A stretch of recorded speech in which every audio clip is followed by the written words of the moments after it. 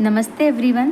Previous video में हमने बात करी थी अष्टविधि आहार विशेष आयतन के बारे में। इस वीडियो में हम बात करेंगे आहार परिणामकर भाव के बारे में। तो सबसे पहले ये जान लेते हैं कि आहार परिणामकर भाव होता क्या है।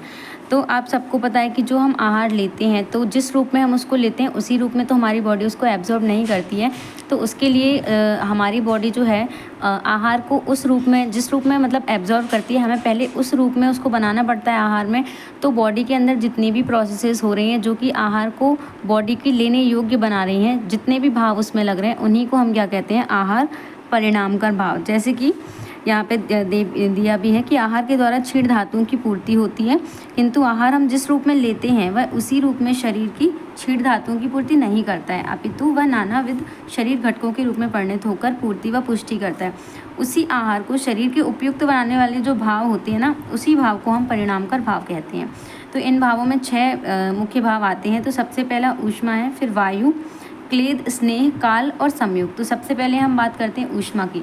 तो ऊष्मा में दिया है कि ऊष्मा पचती। ऊष्मा का अर्थ है कि आहार द्रव्य, जो भी हम आहार द्रव्य ले रहे हैं उनका पाचन कराना ऊष्मा का कार्य है। तो पित्त या जो अग्नि होती है, जिसको हम पित्त को अग्नि भी बोलते हैं, वो अपनी ऊष्मा से क्या करता है, सभी अग्नियों को प्रदीप्त करता है। सभी अग्नि से क्या तात्पर्य है यहाँ पे कि हमारी बॉडी में तो बहुत सारी अग्नियाँ होती हैं, भूत अग्नियाँ भी होती हैं, धातु अग्नियाँ भी होती हैं। तो उनमें से जो पित्त है वो क्या करता है, इन सभी अग्नियों को प्रदीप्त करता है और आहार का पाचन कराता है। इनमें से अब पित्त भी 5 प्रकार का होता है, तो उनमें से जो पाचक पित्त है वो मुख्य काम करता है इसमें। उसके बाद वायु। तो वायु अपकर्षति मतलब वायु क्या करता है, वायु का कार्य शरीर के सभी चेष्टाओं का नियंत्रण करना है। मतलब शरीर में जितनी भी चेष्टाएं हो रही हैं, किसी चीज़ को इधर से उधर ले जाना है, चलना फिरना, ये सभी कार्य जो है वो वायु कराती है।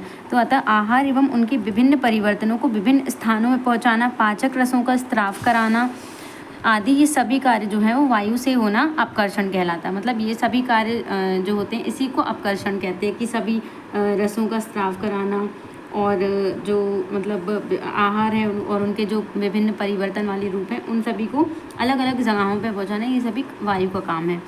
इसके बाद क्लेद की बात करते हैं। तो क्लेद का मतलब क्या होता है, क्लेदः शैथिल्यम अपाद्यति।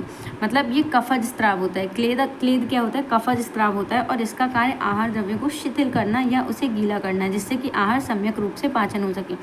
तो आहार का अगर डाइजेशन करना है तो मॉडर्न में भी जैसे होता है कि डाइजेशन के लिए आहार में कुछ ग्लैंड्स होती हैं जो कि अपना सिक्रेशन करती हैं, उसी की वजह से जो है हमारा आहार जो है अच्छे तरीके से उसका डाइजेशन होता है। इसी प्रकार से यहाँ पे भी बताया गया कि आहार को अगर हम गीला करेंगे, मतलब क्लेदन उसका होगा, तो अच्छे से वो सम्यक रूप में उसका पाचन हो सकेगा। उसके बाद स्नेह। तो स्नेहो मार्दवम जान्यति। स्नेहो मार्दवम जान्यति अर्थात कि जो स्नेह द्रव्य हैं वो अन्य को क्या बनाते हैं, मृदु बनाते हैं। मार्दवम मतलब मृदु बनाते हैं। स्नेह जो द्रव्य हैं वो क्या, जैसे कि घी, तेल आदि, ये सब अन्य को मृदु बनाते हैं। तो अन्न में उत्पन्न मृदुता के कारण उसका पाचन आसानी से हो जाता है, तथा ये जो स्नेह होता है वो अग्नि को प्रदीप्त करने का भी कार्य करता है, जिससे पाक होता है। तो स्नेह 2 कार्य करते हैं। एक तो क्या करता है कि अन्न को मृदु बनाता है, जिससे कि उसका सम्यक पाचन होता है, और दूसरी तरफ ये क्या करता है, जो हमारी पाचक अग्नि है उसको भी प्रदीप्त करता है। उसके बाद काल। काल पर्याप्तिम अभिनिर्वर्त्यति अर्थात काल या जो समय है वो पर्याप्त रूप में मिलने पर ही सम्यक पाचन होता है। तो यहाँ पे काल का अर्थ क्या है कि पाचन के समय से, जैसे कि कैसे हम इसका निर्धारण करेंगे कि कितना समय लगता है पाचन में। तो जो हमने पहले खाया हुआ खाना है वो जब पच जाता है तो हमें दोबारा से फिर भोजन करने की मतलब इच्छा होती है। तो इसी से हम काल निर्धारण करते हैं कि जब हमें पुनः भूख लगने लगे तो हमें समझ जाना चाहिए कि पाचन हो चुका है। मॉडर्न में 3 to 4 आवर्स बताया गया है, यहाँ पर भी 3 to 4 आवर्स ही अप्रॉक्स बताया गया है कि पाचन का काल। फिर संयोग। आहार को सम मात्रा में लेने से ही पाचन उपरांत समधातुओं की उत्पत्ति होती है, जिससे व्यक्ति स्वस्थ रहता है, अतः संयोग का वर्णन किया गया है। तो अगर आहार की हम सम मात्रा लेंगे तभी तो हमारी जो धातुएं हैं उनकी भी सम धातुओं की उत्पत्ति होगी। तो यहाँ पे संयोग के बारे में बताया गया है, जिससे कि व्यक्ति स्वस्थ रहता है। तो अगर आपको हमारी ये वीडियो पसंद आई हो तो प्लीज़ हमारे चैनल को लाइक, शेयर और सब्सक्राइब कीजिए। Thank you.